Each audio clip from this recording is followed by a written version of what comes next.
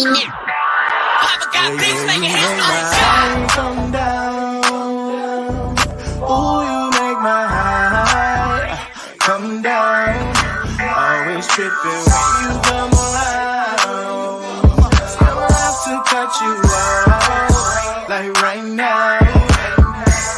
You see, I don't have to drive me. You can say that for your mama. Maybe you should smoke some. Me try the marijuana. I was never you good. The vibe was straight. Showed you a couple of things and they finished change. I treated you right. Everything was a gift from a time to your bag and the color on your lip. Welcome to the Seahawks Man to Man podcast powered by Blue Wire. Shout out to the new company. My name is Michael Sean Dugar. You guys know where to follow me on whatever Elon Musk is calling that app these days. My app name has not changed. At Mike Dugar, MikeDugar. Shout out to everyone who is either watching or listening via our YouTube channel. Seahawks Man to Man is the name of the channel. That's Seahawks Man, the number 2 man. Also our handle on Instagram and on TikTok. Make sure you like, subscribe, follow, share, whatever buttons support us. Press them. We really appreciate it. Even if you're just an audio listener, that means a lot to us. Thank you in advance for doing that. Chris, go ahead and talk to him.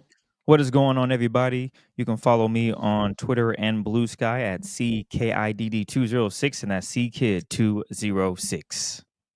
Last pod before the big weekend.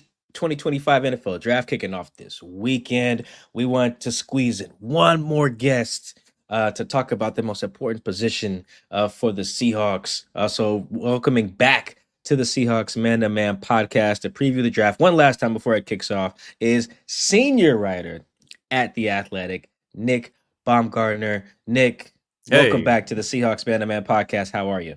Good, fellas. Good. Glad to be here. We're making an annual tradition to come here and talk about guards with you guys because Seahawks can't get it figured out. But maybe this year, we'll see.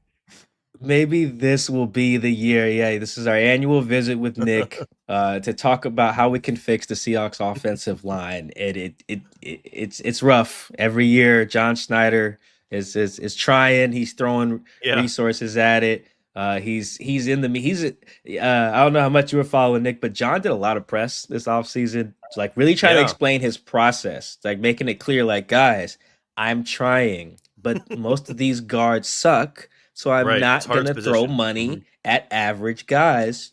Just trust me.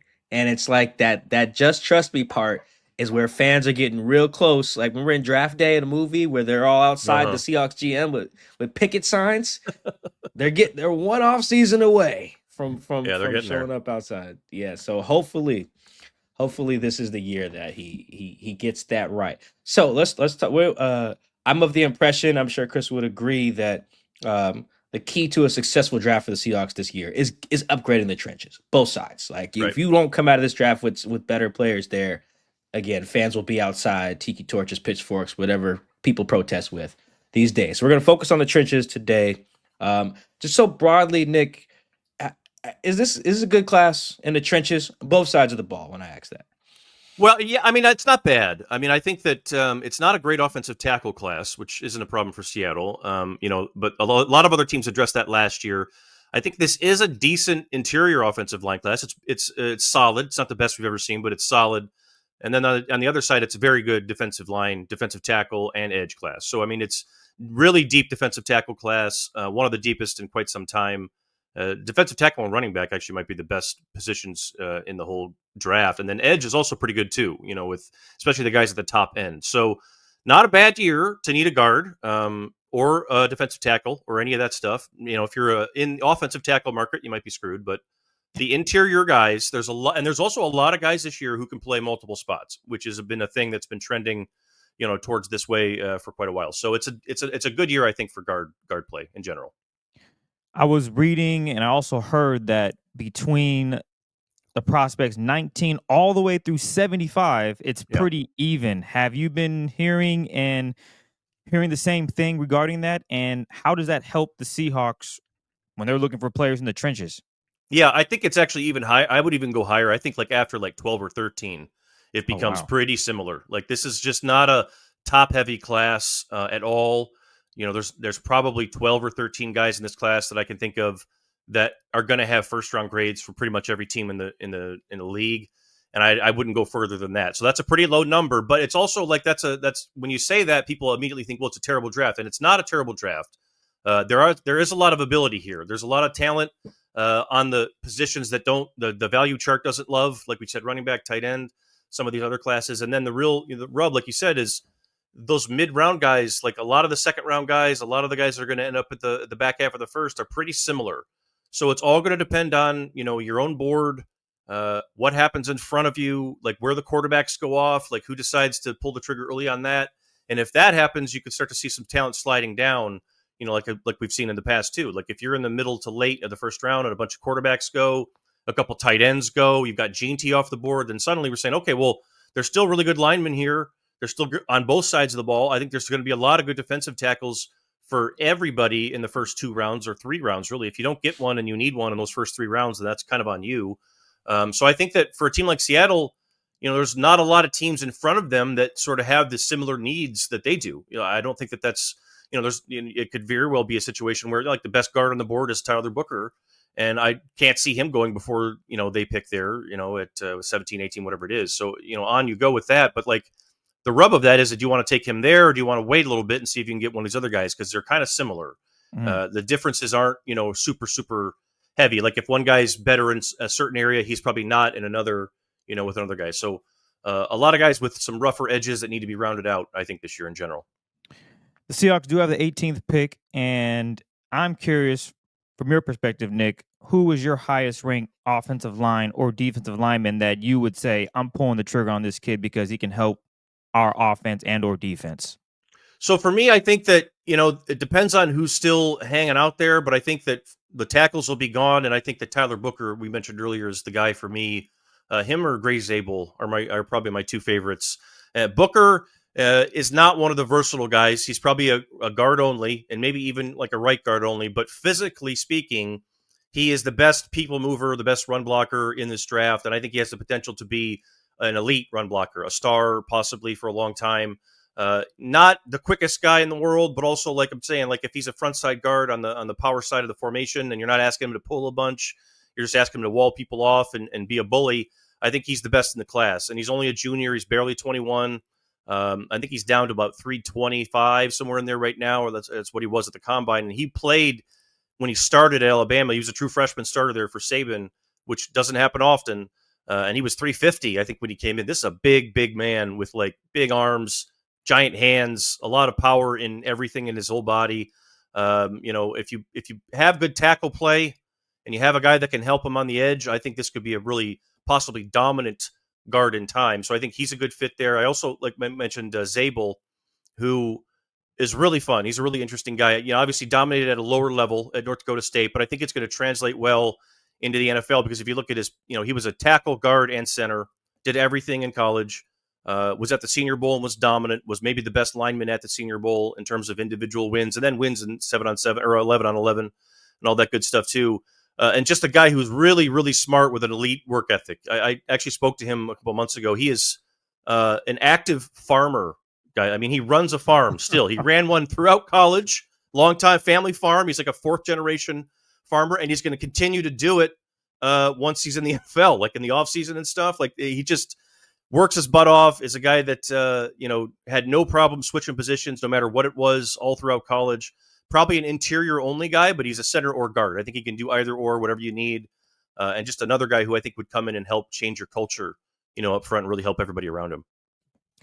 I do got to ask about the D-line. Who is the best available at 18, whether it be edge or maybe defensive tackle at 18? Yeah, that's going to be a really interesting question because I think some of the edges, they could slide. A lot of people have asked about Shamar Stewart, the kid from Texas A&M, who's an elite athlete. Just, terrific athlete.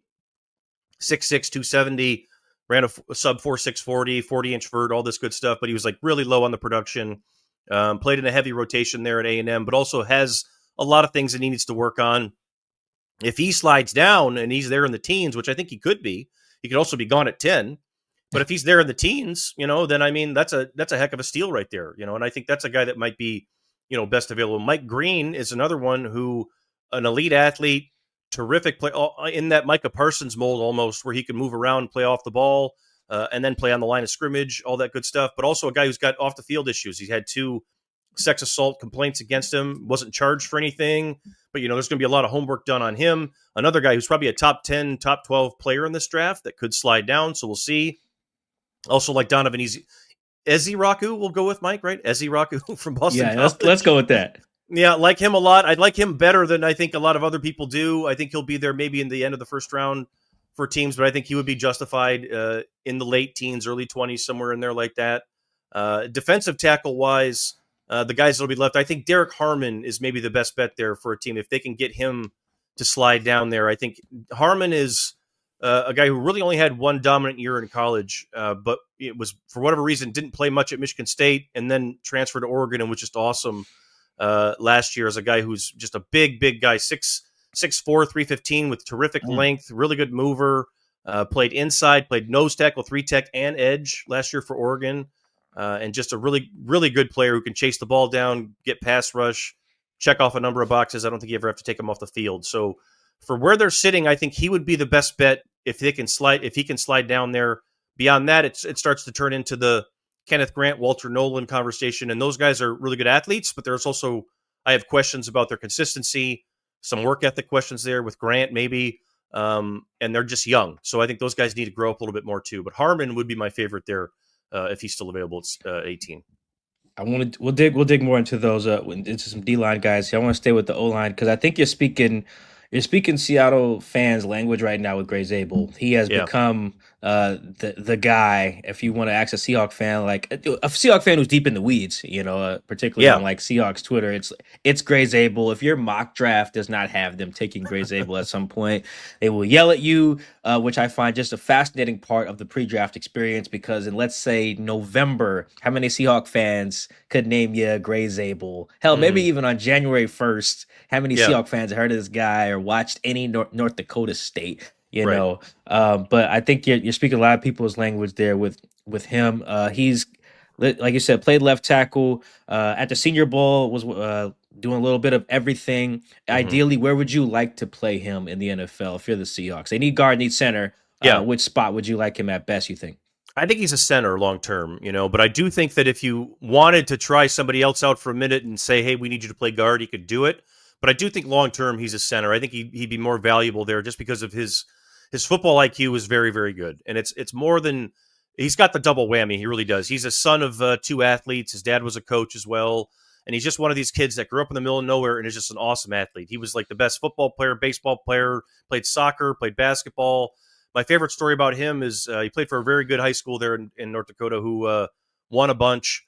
I believe he was a varsity player as a sophomore, like 14 years old. They're in the state championship game, and he's starting at tackle, and the center breaks his hand in the first half of the game, right? So they go into halftime, and his coach asks him, 14-year-old Gray Zable, hey, have you ever snapped the ball before? He says no.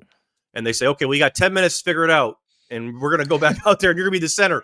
He figures it out. They go back out. They win the state championship, and it's like that. And he says it like, my God. He says it just shrugging it off like it's no big deal, like just they asked me to do it, I did it. Like he's just one of these guys who doesn't ever have to be told twice, like, hey, that was a mistake. Don't do that again. Yes, sir. Won't ever do it again. Like just everything clicks with him so smooth. And just, a lot of people point to that, it's a lower level thing, but I mean, he's another guy who turned down a fortune to go. He could have gone to all these different big money schools, probably the last 2 years, and he wanted to stay there and compete with the guys that he started with. So has the football character, has football IQ, and is just a really good athlete too on top of it. So I think he's a terrific player. The thing that dings him for some, I guess, is he's not as long as some other play. He played tackle, but he's not going to be able to do that probably in the NFL. But if you're looking for a center, I think it's perfect. I think he's a guy that teams probably shouldn't sleep on. And you see him down there in the 20s a lot, in the late 20s even sometimes. And I don't know if he's going to make it that far. I think a lot of teams are going to end up liking him, and he could certainly be gone in the teens for sure. Oof. Go ahead, Mike. Oh man, Chris, that story got me. He's sold. great. Yeah, I'm sold. that I was already sold. Not gonna lie, not all draft stereotypes are bad. Like if you tell me that I'm getting like the farm kid who on the offensive line who got this athletic family background, I'm just kind of sold. Like very similarly, if you give me I like my receivers to be that very diva-ish. I want you to show up at the draft with the chain with your nickname on it. Like then I know you're there are just some stereotypes that I am very okay with because I think that it fits the profile of what I like. That just sounded like my type of guy up front, like the farm. Like if he pulls up to the draft in an F-150, like it's just Oh yeah. that's gonna move me. I think Gray's become my guy, and I'm with you. I'm not no draft expert, but that seems like the guy based on teams' needs. Probably not getting past the Vikings at 24 would be Yeah, my I guess wouldn't think so. Yeah. with their needs, and I know they invested in the interior, Will Fries and Mhm. Ryan Kelly, but that just their GM's no dummy. Like that just seems like the type of Yeah. guy you Yeah, he's draft. built So for it. that Built might to be be a lineman. Chris. That might be the guy. That might be the guy. Well, I'm curious of another guy, another center, because Oluwatimi, I think he's solid. He's a good player, but the Yeah. consistency just hasn't been there. And the cool thing is, I know Mike talked about his intellect and how smart he was and getting checks. With this new offensive coordinator, he ain't going to have to do all that. So they just need someone that can play ball, protect the quarterback, Mhm. run their zone scheme. So with that being said, Jared Wilson, center out of Georgia, where does he fit, if at all? What about his game could stand out in a Seahawks uniform? Yeah, I love Jared Wilson. I think he's a guy that's been probably not talked about enough. Quite frankly, throughout this whole cycle, he's another. He only started the 1 year there at Georgia, but I mean, like Georgia's so deep and talented that I think that that's something you just got to take with what it is. I think he played a little bit before that, but only had the 1 year, and he came right in and was just terrific. I mean, all year long, from a power standpoint and a movement standpoint, I think he was the fastest offensive lineman at the combine. I think he was like 4.8, 4.40, something like that. Former soccer player. He's got terrific feet. Really hard to beat on any of those stunts. Seemed to get better as time went on. He played next to Tate Ratledge and Dylan Fairchild. There were two really good guards there too at Georgia. But as time went on, it seemed like he got better and better with IDing stuff and not getting fooled by anything. And even if he did, he has enough recovery as an athlete. Like Olu is a guy that like was pretty good at a lot of things, right? Like he was a pretty good athlete, not a great athlete. Pretty good mover, not a great mover. Wilson, I think, is a way better athlete. He doesn't have the experience and hasn't been around as long, and he's still probably learning a lot of the ins and outs and the tricks of everything.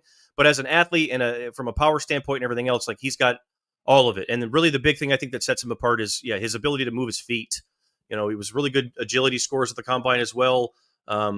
Big hands, knows what he's doing with his hands. Just kind of a natural bender who doesn't really have any trouble in there. I didn't see one time last year. And Georgia plays as tough a schedule as anybody in the country. I didn't see any moment where he was overwhelmed by anybody as a first year starter like that. A young player as well, Pearce Jr. that came out. So I really like him a lot. I think he's probably a center only just because he's never done anything else. We haven't seen it, but which is probably going to push him out of the first round.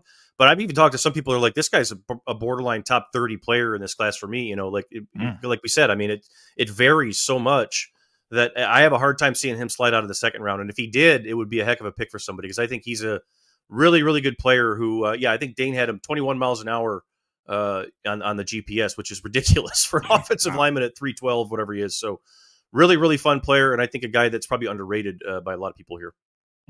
Okay. John Schneider, he has been critical of guards. He's been critical of centers. I mean, this year he's basically saying this center class is bad. It sucks. After those guys, it starts to wane. Yeah. So he is right. The center class is not all that. No, it's not great. I mean, after those first two, and you got Zabel is sort of like whatever you want him to be, guard or center, and then Wilson is probably the best true center on the board. And after that, it does start to thin out. Like the best center in the class was guy Parker, whatever, Brailsford from Alabama, who went back to school. So there was another one who he got more NIL money to go back to school, and he's going to play another year. A couple other guys did the same thing. Seth McLaughlin, the kid from Ohio State, blew his Achilles late in the year. He probably would have been higher rated than this, but that was probably the third guy on the board. And he might still be the third guy on the board for a lot of people. But yeah, it's not a great center class. It's a better guard, guard, center, guard, tackle, the swing guys, the guys who played a few different spots. A lot of guys who've majored at guard and minored at center. You've seen that quite a bit in this group. But in terms of the true, centers, there's nobody really. Wilson's the best one by a bit, I think, and probably the only guy that's going to have a true second round grade or better across the way. I think everybody else you're looking at fringe day 2 or maybe even day 3 for the rest of the centers. When you were talking about Jared Wilson for Georgia, you mentioned one of his teammates, and maybe it's just me, but Tate Ratledge, his name just drips tough guy and I chew gravel for breakfast type vibes. Give us the highs and lows of his game and how he could help the Seahawks. Yeah, Ratledge is great. He's another one that's probably a fringe first for some teams even. You know, it would not shock me if he's in the 30s for some people. And another guy that probably won't make it out of the second round. But Ratledge, in terms of the true guards outside of Booker, I think he's the second best run blocker in the group. I mean, a guy that really did move people. And that's one thing that we look for anymore. Like so many college teams, they don't run the ball with conviction the way that Georgia does, the way Alabama does. Those Big Ten schools, Ohio State, Michigan, Iowa, they all tend to do that, Penn State. But a lot of these other places, they'll run the zone stuff or they'll do what Tennessee does where everybody's spread out and all you got to do is just get like a piece of a guy. Ratledge was one of those guys that played in a gap scheme the whole way through and moved people from wire to wire. Was faster than I thought he would be too. He was also a sub-5 second 40 guy, but just a very explosive player with a lot of power and punch and also a really, really smart athlete inside who I think helped Wilson out a lot when he was sort of learning to play inside right away as a starter. And I think Ratledge did play quite a bit of football there at Georgia and was a really trusted player for them. So easily one of my favorite guard-only players. He's probably not going to ever be a tackle or he's never played center to my knowledge. So I think he's only a guard. But, that's, if that's a tiebreaker for you, whatever, he's one of the better ones pure guard-wise in the class. So I think he's definitely a guy who will be pretty good for somebody. Yeah, I just want to put that 21 miles per hour thing with Jarrett Wilson in perspective real fast because that I unfortunately feel like we skipped over that because that's freaking nuts. For some perspective, Seahawks fans remember, I think it was last offseason, Geno Smith tweeted a picture of everyone's GPS time during OTAs to show that he was the fastest guy. When I found a picture of it, there were only 3 guys to hit 21 miles an hour.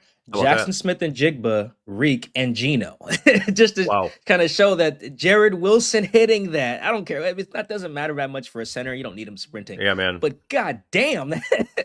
It's that explosion, right? It's right off the ball. Like that was one of his. Ratledge is the same kind of way. Like they both come off the ball so fast that they're on you, like in like a blink. They're never beaten off the football. And I think that's the biggest thing that you translate to. So it's not nothing. You're not asking your center to run 300 yards, obviously, or whatever, but like as a screener, as a guy who can pull and all that stuff, like, I mean, that's really what set, Jason Kelce apart over the years was his athleticism and his feet. And I think Wilson's got some of that as well. You put a smile on my face when you said screen. Just want to throw that. You don't need to do the screen thing again. We just oh my god, I understand. It is a good weapon. You know what, Chris? I just thought of though. It seems like you watch the Eagles play, and when the Eagles do, it's always great when the Eagles are on Sunday Night Football because it's like such and such Georgia. Such and such, Georgia. Right? Such and such, Georgia. I'm like, dog. Does Howie Roseman watch anything other than the SEC championship every year? Howie Roseman, the Eagles GM, of course. It seems like if there's going to be a year to try to copy some of that, John Snyder and Howie Roseman are boys. It is for John to just draft the Georgia interior offensive line.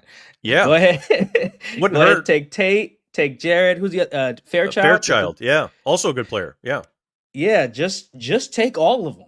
Right there, and I feel like that would correct me if I'm wrong, Nick. You just they have pick 18, 52, 50, 82, 92. Yeah, feasibly get all those guys, and if we do that, the Seahawks have a good offensive line. At some point, they just take all the Georgia guys. Absolutely, man. Like those guys are all nasty too, but and I think you could definitely pull that off if you wanted to do it. I don't know, 18, you might get some head scratchers if you do it at 18, but whatever. Those guys. They all have a nasty streak. They all can move people. And like I said, I mean, there's just not that many teams in college football that you watch them play and you see, their dedication to the run game the way that you see it, and it's going to happen in the NFL. Like, you are asked to move bodies when you get to the league. It's not, well, we just need you to get in front of that guy and, make sure that he can't get over your face and no, that's not going to work here, So that's why, you see all those defensive linemen, all those offensive linemen from those SEC schools. Bama's the same way, Georgia, and some of those Big Ten teams too. Like if you're getting a guy from those teams that have really run the ball at a high level and have done everything in terms of they make those guys run outside zone and everything else too, and screens and the big gap stuff. That's exactly what you're looking for. So if I'm Seattle, yeah, I mean, SEC is a hard place to ignore with some of that stuff because those guys all get after it in there. Impressive. But you know what? The one thing the Seahawks are good at, and I think we would all agree, is their D-line. But as Mike has always said, never hurts to have another great D lineman in the building or good D lineman. So No, you it look at doesn't. what they got: Leonard Williams, Byron Murphy, Jay Reed, question mark with DeMarcus Lawrence because of his injury history, and then Uchenna Nwosu. He's also a big question mark just because he's had surgery. Hell, Mike asked him yesterday, hey, what's the outlook for him coming back next season? They say thumbs up. It's looking positive, but we won't know until he's actually in the building. Right. So with that being said, when you look at this D line in the draft, one guy that stood out to me was James Pearce Jr., edge out of Tennessee.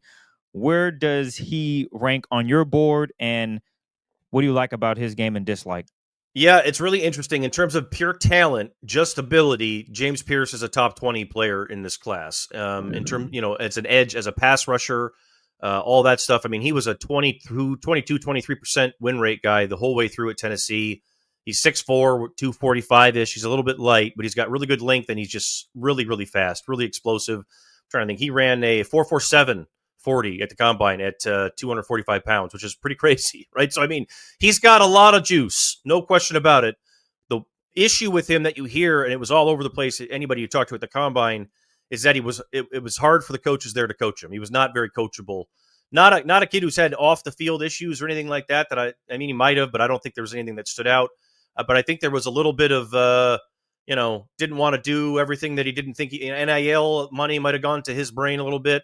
But also, that's one of those things that I can never tell, is that something that you look at that and say, okay, well, that's the product of the environment you were in a college that maybe didn't have the coaches that needed to be there to coach you. And if you think that you can bring a guy in and give him that, and that's all it was, then I think he's a guy that you could take in the first round and be pretty comfortable with. If you think you've got people on your roster and in your staff that can knock some of that out of him, he's a young player, he was a true junior, all that stuff, then is what it is. But I've also heard from people that say there's some teams, that wouldn't take him in their top 60 because they don't want to do it. If they're a team that's weak in some areas and are younger and, are looking at other impressionable guys and maybe he would be an influence, they don't want to deal with it. So I think that's the bag on him right now. But if you took all that away, yeah, he's arguably a top 15 player, in terms of just athletic ability in this class and ability to get after it. But certainly a guy, too, that if he falls on the board could be there. Like Dane gave him a second round grade. So he could easily be there in the second round for somebody and athletically, and almost a little bit like the Jalen Carter conversation. Not all the way because Jalen was so much more dominant, but it's a similar situation where the Eagles brought him into a situation with good coaches for him that knew him, that knew what he needed, and then teammates around him that were going to hold him accountable. And obviously it's worked out. If Seattle feels like they can do the same thing, then that could be a terrific steal somewhere in the draft, and not a guy that you would necessarily have to take at 18, if he's falling down the board, but one that you would have to watch because I think there's a lot of smoke on guys like that. We always hear, oh, who's going to fall to 70? And then it's like, no, he went at 21 or whatever it is. So like, I think that's a guy people are going to have a hard time saying no to. But there are some teams that I think at the combine, they crossed him off and said, not in the first round, not going to happen because there's just been too much smoke on, Tennessee coaches, had a hard time getting him to show up every day the last year and a half. Yeah, I think the Eagles kind of benefit there with that Jalen Carter pick, which looking back, it's going to be hard as time goes by to be like, dang, all those teams passed on him. Yeah, but it's just like it made sense at the time. Detroit, Seattle, the teams that are picking high, it's like it made sense. But Philly benefited from having those Georgia guys there with them already. Those coaches. But yeah, you look back and you watch the playoffs and you're just like, damn, 10th pick or 9th pick, whatever it was. It's just like. Trust this guy. It's like even the Raiders, the Raiders couldn't take a guy with the driving issue back then. Just trust this guy. Right. It just was not. They just couldn't do it at that time. But there's some specific edge guys that I've fallen in love with. Some whose names I can't pronounce. We'll get to them in a sec. But there was two guys you mentioned earlier. Was Mike Green and Shamar Stewart, and they represent a fascinating pre-draft kind of conundrum is probably too strong, but you get a guy like Mike Green who was super productive. I think led the FBS in sacks last year. I think 16 and a half versus on the far end and a good athlete. And then you got Shamar, great athlete on the other end of the production spectrum, maybe 1 sack, 2 maybe 2.5 or something like that. Yeah. Just a crazy low number for someone projected to be drafted so high. So when you have something like that, a guy good athletes, but one guy was finishing his sacks, one guy was not. How are you kind of like breaking the tie or assessing guys like that when you're trying to make your board when you got one guy with production and one guy who has so little production? Yeah, for me in that case, it would be because I mean those guys both have elite traits. When you really, they're different. They're different bodies. Green's a smaller player, but I mean in terms of, he was a championship level wrestler, which everybody loves that, right? I mean he's got power over his whole body, can win inside and outside and move around. I mean I would tie break it with Green, quite honestly. I just think that in the current wave of like Micah Parsons changed the position a little bit and almost created a new one with what he is. He's not a traditional edge. You're just going to put him on the edge in a stance, and he's going to go after the left tackle all game long. Like he moves all over the place, as we've seen, and is just a terror. And I think this year you've got a couple, Abdul Carter and Mike Green, and even Jalen Walker, the kid from Georgia. I think there's three guys right there that all could fit into that mold. Green is 6'3", 250, 255, somewhere in there. And his GPS numbers were ridiculous as well, and everything else. But when you watch him, he was a guy who was winning in just about any situation you put him in. They could stand him up, move him around, come off the edge. He could drop and cover and run with your running back, run with your tight end, probably even a receiver or two if you really needed him to do it. Like these are just difference-making athletes who, I think teams that are forward thinking enough defensively can really do a lot with. There's a lot of teams that are scared of these guys too because they don't have he needs to be in a traditional bucket or we don't know what to do with him. You've got to be able to think a little bit outside the box with some of these guys. And that's why, for me, Green is probably the tiebreak on that. But it's tough because Stewart could also be a little bit of that, too. Him and Mykel Williams are big. They have some of that Trayvon Walker in them. And if you remember, Trayvon Walker went number 1 there to the Jags. And it took him a little bit of time. And I think last year had 10 sacks. He was playing really well. And I think he's going to be a really good player as he gets going. But, I mean, another guy with terrific – those guys have great length. They can run with anybody. They both can drop and cover. And we haven't even seen, close to what they could possibly do as football players. But that's really the question, right? Because it's like, well, we haven't seen it. So maybe they do it. Maybe they don't. And, that's sort of the trip up with both those guys. But I think that at the end of the day in a class like this, Williams, Green, and Shamar Stewart are guys that it's going to be hard for people to pass on because when we're talking about elite athletes, those guys are in that bucket, and there's not a ton of them, as we talked about in this class. So it's going to be hard for those guys, I think, to slide down the board despite some of the questions. Trayvon Walker of the Jags, 20 sacks over the last 2 years. Yeah, really getting there. Yeah, looking like that number 1 pick type guy. So yeah, sometimes it just takes time with these cats. Rushing the passer in the NFL is hard. It is hard, really hard, and a lot of it depends on who's around you, right? Like if you're just the only guy. Like, that's why I would worry if you're a team like, Carolina or one of these teams, or the Saints. If you don't have anybody around him and you're just hey, we need you to have 15 sacks, you're going to be disappointed. Because if you don't have anybody helping you, it's going to be much harder to pull it off. So not an easy task for sure. Yeah, no, not at all. And as I've kind of looked at the body types that the Seahawks have kind of looking for, and what the guys who can be droppers and do some of that running stuff you mentioned, I've kind of ID'd. We don't got to go through every guy in great depth, but my guys. Okay, let's try the name. Okay, Donovan Ezeiruaku. We'll go with that. Yeah. Yep, we're gonna call him Donovan for the rest of the show. He is from Boston College. Boston College, right? Yep. Mm-hmm. Okay. Princely. Give me Uman Million. Uman Million from Ole Miss. Josiah Stewart, that one I know.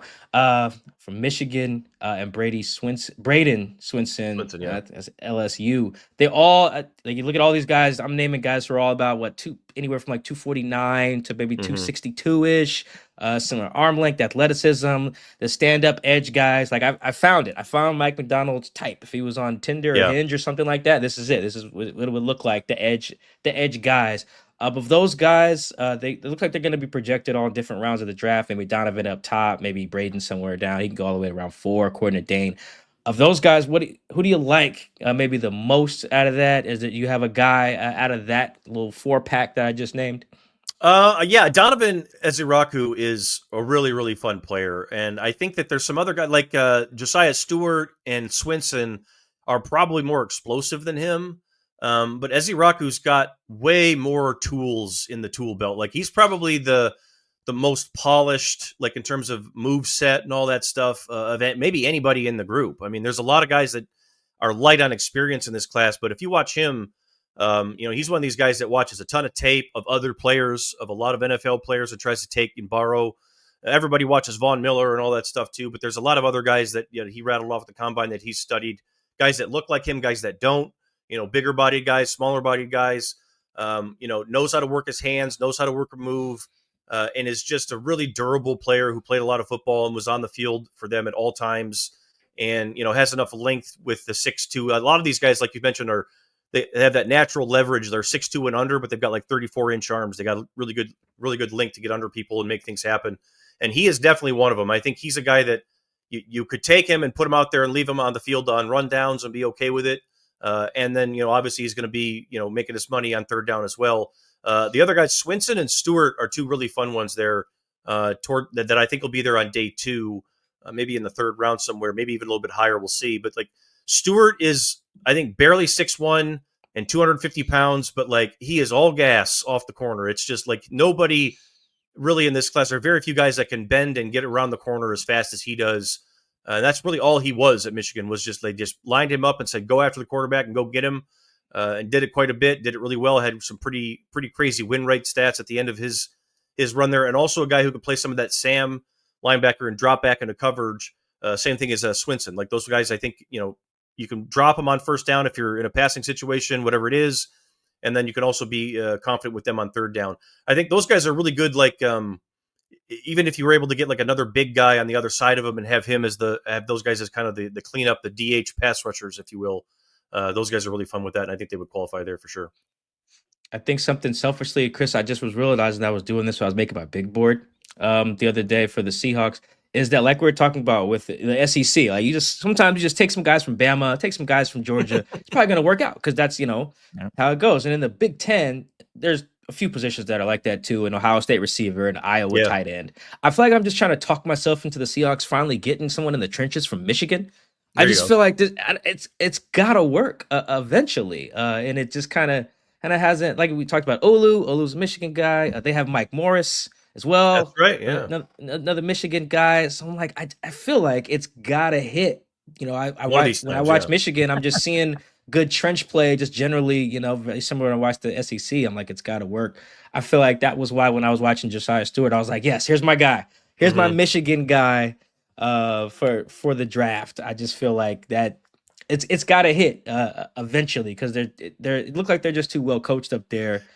Tough, play a certain type of ball that I feel like should translate to the NFL. Yeah, I think that's well said. They take it super serious and they almost work like professionals to a degree. And I think that's what you see with a lot of those guys when they come out. Like Stewart won't have any trouble coming into the league and immediately making an impact as a pass rusher. You might give up stuff against the run with him, and there might be because he's light, but like he is going to give you pass rush. And I think that for the questions around like Kenneth Grant, the other Michigan defensive tackle that'll be there beyond Mason Graham, who's not going to be beyond the top 5.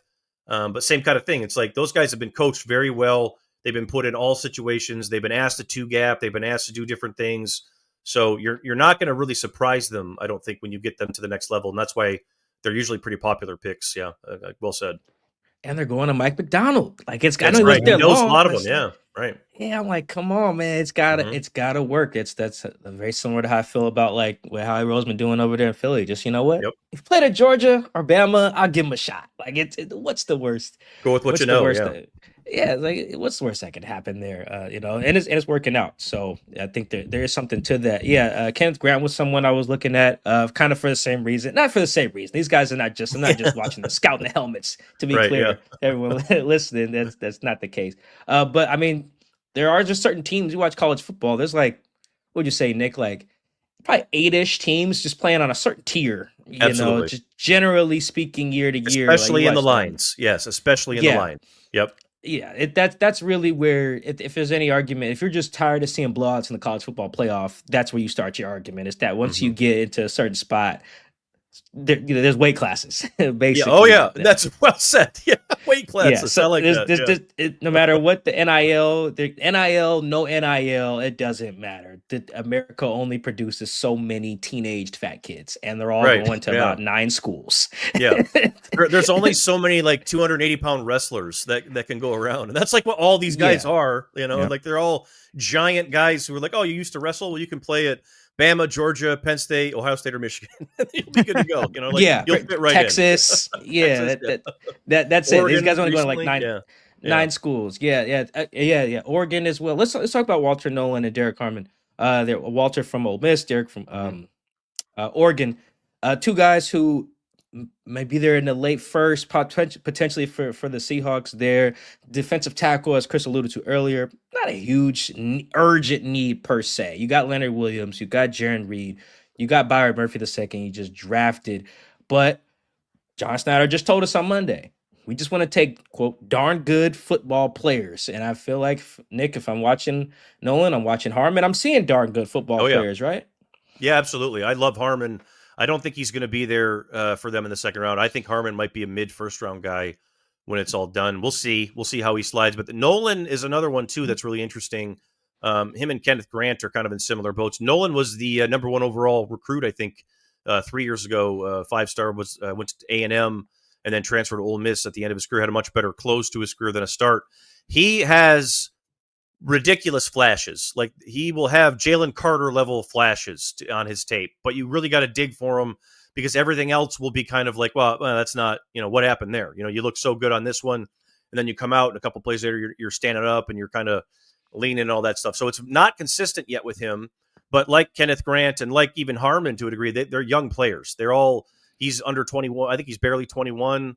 And is a guy that doesn't have a ton of experience, but if you're getting him with good coaches that know what to do with a guy like this and aren't asking too much of him too quickly, then I really do think that could be one that pays off big time in the long run, because it's impossible to watch Walter Nolan and not be like, well, this guy's an elite athlete at 315, whatever it is, pounds that he played at. I think a guy who play either spot inside, gives you pass rush on third down, is very disruptive when he's right, with his technique and everything else, which is something that he's going to have to work on. But I think both those guys, him, Harmon, Grant, really good players. Another one I'll give you, too, is maybe a safer guy even to a degree and not as explosive, but a better technician, is Tyleik Williams from Ohio State, who is one of my favorite interior defenders in the class. Probably more of a nose and maybe some 3-tackle, maybe not as versatile, but really, really hard to run the ball against. He was one of the best space eaters who made plays on the ball. It was really hard for teams to get out of there. Like that Michigan-Ohio State game was like 13-9 or whatever it was. And part of that was nobody could do anything inside. You had Mason Graham on the one side with Michigan. You had Tyleik Williams on the other side with Ohio State. And both those guys are just terrific players. I think Williams doesn't have the explosion and some of the, athleticism as some of the top 4 or 5 guys do in this class. But he is a very, very sturdy player who would be a really good addition for anybody if they get him in the second round there. I think he's a top of the second round guy, maybe mid-second round if things shake out that way. But those 5 or 6, Darius Alexander, the other one from Toledo, is another one who's really, really fun. Those maybe like 7 deep there. All those defensive tackles at the top there are very, very good players. Yeah, Darius Alexander is one of the guys. He's probably my in that second round. I think I had him in my latest mock. Was he a Senior Bowl guy? I think that. Yes, he was. Yeah, I got my hands on this year. I felt good for like Christmas. I got my hands on the Senior Bowl game tape. There you go. The all 22. Oh, nice. I love it. Yeah, because I didn't go. I probably never will again. It's just too hard to get to Mobile from Seattle. That's not easy. Yeah, I'm okay. If I could keep getting the all 22 every year, which I was able to get my hands on it this year, I was like, oh, this is great. They really helped me watch Zabel as well, because I'm like, who's got North Dakota footage, right? Right. It's hard to find. Not people not just sharing that around on the internet. Although I did get the Colorado game as well. But yeah, Darius was someone I was watching him a little bit, reading more about. I'm like, oh, wait a minute, let me add that to the guys. Tell me a little bit more about him. That's another one from a great program. Toledo has got to be the best small school football program maybe in the country. Obviously, last year they had Quinion come out. Mitchell, that goes to the Eagles and has a terrific year. They've got 2 guys, Alexander and a safety, Max and Hook. And Darius Alexander's another one who turned down a bunch of money to go somewhere else. Stayed at Toledo, was the place that made him, all that good stuff. Is a 310-pound guy who is a sub 540 guy, moves really well, can play multiple spots up front, very long. And again, like when they put him up in the Senior Bowl against top Power 5 players, he was very good, had no trouble at all. Good high character kid. Like all those Toledo kids are just workers. Jason Candle is the head coach there, and he's one of the best, I feel like, at instilling just pure toughness, mental toughness into the team. Like they're all convinced, and it's true. Like you don't have to go to a big time school to become what you want to become. Like Quinyon Mitchell's is the guy that they use as a great example, but I think Derrick Alexander is going to end up being another one, like a true development story where they found him early, leaned on him. I think he ended up having the 6th year through the whole thing. So he's an older player, but like just a really consistent presence inside who is durable, versatile, and can play on rundowns, can play on pass downs. And that is just worth its weight in gold in the NFL. Like if you can get a 3-down defensive tackle who can play, you don't have to sub out, you don't have to package for, like all those guys in the top 7, and Darius is in there for sure. Shamar Turner, Alfred Collins, maybe too, like are guys that you don't have to worry about. You just put them in there, move them around. They can fit in just about any scheme you're running, and they're good kids. And I think that's the main takeaway for me with Alexander. One guy that I want to touch on is Ashton Gillette. How do you say his last name? I think that's right. Gillette, Yeah, maybe. Gillette. I'm not sure. Yeah, we'll see. He popped on me just from his skill set, and I think that actually, the dude finished his career number 5 in school history in tackles for loss. Yeah. So getting in the backfield, stuff in the run, check. And then he was number 6 in sacks at 25.5. Now I know his senior season, if I'm not mistaken, he didn't have the sack numbers, or his junior year. His senior year, his sack number did dip, but he had more pressures with 60 in 2024 and 2023 at 58. So I see potential there. What are your thoughts on his game, and could Mike McDonald get that consistency out of him in the run game and getting after the quarterback as well? Yeah, I think so, because this is a guy, he does have some, size issues. He's not real long, and he's more compact, which I think scares some people, but he plays his butt off. I mean, he plays his ass off. Every time you turn him on, he is like full bore, motor never stops, and he is an explosive athlete to boot. So it's not, he lacks in length, but he's a very good athlete. I don't think he ran, but it's whatever. I think he did have like almost 37-inch vert. 37 vert, 10, and he did go a 4.65. I guess I see it here at his pro day. But like effort with him, I think, and finding ways. He's not real big or tall, but I think he plays with really good leverage, knows what to do with his hands, and then he just never stops. And I think that's the thing with him, is he was always in the backfield and always just around the ball, which is why those numbers were what they were. And everybody, in the NFL, when that's the tiebreaker, you like that stuff. You like guys that are around the ball. And the one thing that I've sort of learned over the years, it used to be teams would talk, or people would talk about, well, that guy's, all of his sacks are effort sacks. I don't like that. I'd rather have him, be a guy who just can win with his length, and if that's going to translate and blah blah blah, all that other stuff. But like Aiden Hutchinson was a guy that they talked about, like it was all effort with him, and it's like, well, at some point, effort turns into something else that people just can't handle. The kid last year, Braden Fisk, that went to the Rams, was this very similar situation to what, and he was an interior player, but very similar to what Gillette is there. Like, he was all effort and all gas all the time. And like, people are like, well, I don't know if his length will translate. I don't know if this will translate. It's like, well, if he plays that hard, it's going to translate. He's a good athlete. It's going to work. And I think that Gillette is in a similar conversation. I think Dane had him in the top 100 and really liked him a lot because, athletic or physically, you wouldn't think that with him, because I think it's even 31.5-inch arms, something like that. He's not very big at all, but the effort makes up for so many of those deficiencies. And I think that that's a guy that could be a real steal for somebody in the mid rounds there. Braden played with Jared Verse at Florida State. Yeah. And you had Les Snead, the general manager of the Rams, doing what we were discussing earlier, probably just watching Florida State. I believe that team went undefeated. I think that year. Yeah, it was just like, you know what? Let me just draft a bunch of those guys. Yeah, they look. Who cares? The quarterback broke his leg. They still won the ACC because their defense was nasty. It was just, sometimes football really is that simple. You just watch a game. It's like, I should get as many of these guys on the field on this team, this particular team, as possible. I just also like the idea of pairing teammates. Obviously, if they like each other. Sometimes, sometimes guys play together. It's like, I can't wait to get away from him. Right. But like in the cases where they like each other, you get these guys who, they grew up their whole life in the South. They go to Florida and they get drafted to the Rams. Now you're just on the West Coast. Right. You're like, what am I doing? Yeah. You got your guys in your draft class, but you don't know those guys either. So sometimes it is nice, particularly for teams like Seattle, I would say, like some of the West Coast teams, to get some of these guys who was like, whoa, what's all this rain over here? To get acclimated. Yeah. Have a homie. Have a homie there. Yeah, great point. So Yeah, if they like each other, you gotta be careful. I made that assumption when I was trying to do a story on guys one year. I think it was like a training camp thing, and it was Oh, very wow. clear from like the second funny. interview. I was like, oh, They don't like each other. yeah, okay. I played up the like same school thing too much in my mind, and it didn't. Yeah, that did not work out. I did not run that story for those curious. You cannot Google it. I scrapped that.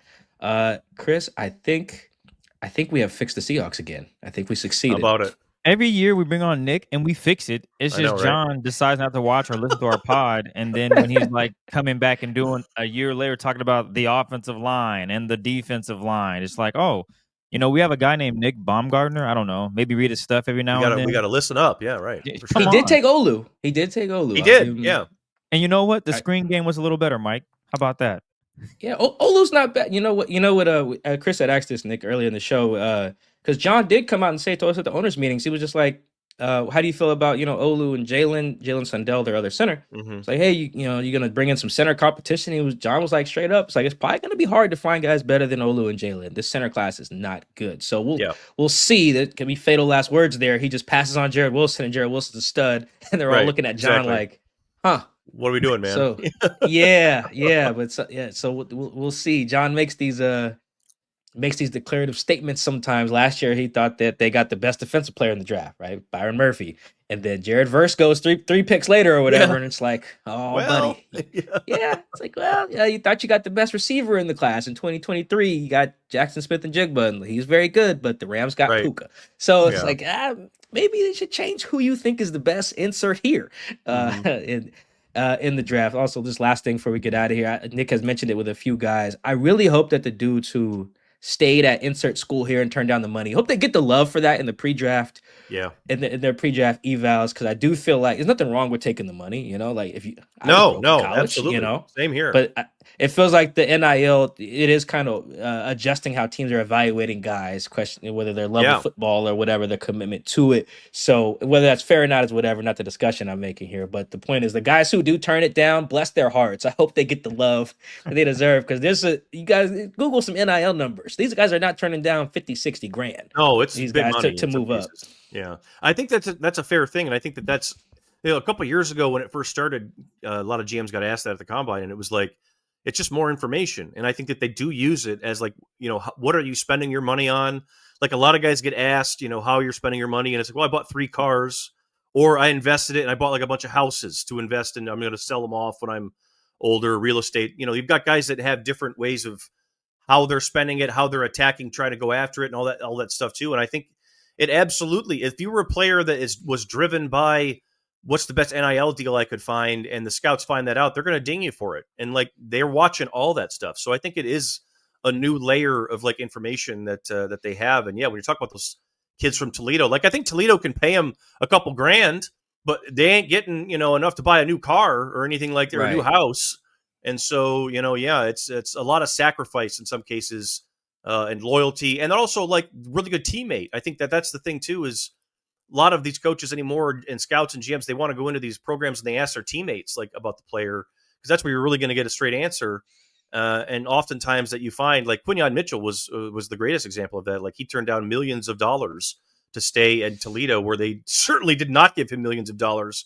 And it paid off brilliantly for him in the end, and he had no regrets about any of it, and is a terrific teammate. So I think that is absolutely something that shines through now, which is kind of cool. Yeah, and not to say there's anything wrong with taking millions. No, to be there's real not. clear. Absolutely not. Yeah. Because I mean, Chris and I are Washington State grads. We had Cam Ward for a couple years. Miami Yes. offered Cam a couple $1 million. Cam took it, moved from Pullman to Miami. Have a great I think time. everyone in the world would do that. Bless his heart. Now he'll be the number 1 pick in the draft. So taking the Yeah, money's perfect. fine too. But yeah, Perfect. we just Yeah. lost our other quarterback, John Batir, played well. I'm pretty sure Oklahoma gave him 7 figures, right? Like those kids, good for them too. But yeah, I hope the kids that turned that down, because it's got to be some real payoff on the back end there for me turning absolutely. down like $7 million right. from LSU or something. Or have an To insurance stay- policy or something. Yeah. Right. Yeah, I need some return on the back end there if I'm just going to turn down this 7 figures that Texas is offering me. Exactly. Or whatever, So I hope those guys are getting that, because there's just a little bit of nobility there. Hopefully, yeah, they're getting that. Nick, anything you want to plug before we get you out of here? Podcast, anything, any mocks, big boards, anything, any other pre-draft content before the weekend kicks off? Yeah, we got a couple things up right now. Dane just did a 7-round mock. I put up I did some research on the last 5 drafts to Nailed see it. who was the best and who was the worst with all the picks that they had. That was a lot of fun. That's up there now. We did a redraft, which is also up. And then, we'll just be charging into this thing full bore later in the week. We'll get everything you could want from the athletic draft-wise at the end of the week, so it'll be fun. Mike, did you read a story yet on the draft picks in the last 5 years and where they rank each team? No, I have not. Is Okay. that went up today? It was up. Yeah, the other day, yesterday maybe. Yeah, it was Yesterday? up earlier Okay. this week. So yesterday, Yeah. guess where the Seahawks are ranked, Mike? If you had to take. So a guess, wait, what is the parameters? It's the So the best. I bucketed them by average player value. So there's a stat called average approximate value per player, and it's not black and white in football like it would be in basketball or baseball or something else. But I did the average value per pick over the last 5 drafts. Detroit was number 1, I believe. The Kansas City was 2, and Baltimore was 3 on the list. So how you've done with what you've had, basically. Yeah. Okay. Yeah. It's adjusting for Niners picking Purdy. You get a bump there with Mr. Irrelevant. Gotcha. Right. Okay. So that'd be the 2019, 20, 21, 22, 23. No, 2020 through 2024. Yes. Yep. Yes. Oh, the Seahawks probably bad. That's right. What are they, like 29th or something like that? No. I guess. Mm-mm. Oh, they had a good 2022 draft. That's got to help. They've had a couple. Charles. Yeah. Abe. Yeah.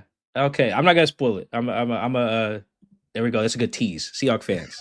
Yeah, go check it out. The headline is NFL Draft Power Rankings. Which teams have made the best picks over the last 5 years? There we go. Yeah, that's right. Because they got a Pro Bowler in the 5th round. Reek. Yeah. And the other thing with Seattle's picks, and you mentioned it with Jackson, is some of the and Murphy could be the same thing. Some of them take a little bit of time, and then they get there. Like it's not an immediate payoff, like you see in some other cases, but they do get there over time in some cases with Seattle. So it's not always as bad maybe as it looks. Like they're still competitive every year, right? Like we're kind of where you want to be in some cases, but they do need more, obviously, like we're saying. Yeah, no, the 22 in that sample you pulled the difference between Seattle's 2021 class, which is Dwayne Eskridge, Trey Brown, and Storms Forsythe, versus their 2022 class is just dripping with value by comparison. Charles, Mafe, Ken Walker, Abe, Kobe Bryant, Reek Woolen, that's 5 starting guys right there. Yeah, Woolen was one of the best picks in that whole range, period. One of the best picks of that whole 5-year era, I would say. Yeah, absolutely. I mean, fifth round Pro Bowler. Yeah, I mean, Purdy jumps out obviously as probably the best value. Purdy, Mr. Irrelevant. And then I think Woolen is in that conversation for sure. He's a really good player. There you go, John. You got it. John can draft DBs. That's what you just analyze the Seahawks history. True. They can from Earl Thomas to Spoon to Reek to Cam Chancellor to Sherm, even Jeremy Lane. Yeah, Kobe. In every round of the draft, John can find you a DB. But John, trenches, baby. Let's flip it. That's it. Let's channel. They're running the ball again. Yeah, right. It's a tougher league now. Yeah. Let's fix that. Hopefully we fix that with this episode. Nick, thank you again for our annual Fix the Seahawks front line appearance. Make sure you guys check out all Nick's work up on The Athletic. I'm gonna check out I'm excited to read this past 5 years story and grab some coffee and do that. I am Mike. That is Chris. It's the Seahawks Man to Man podcast. Thank you guys for listening. Make sure you like, subscribe, share, press all the buttons that support us on Instagram, on TikTok, Blue Sky, our YouTube channel, Seahawks Man to Man. Thank you so much. Enjoy the draft. We'll catch you after the weekend. Have a good one. Peace.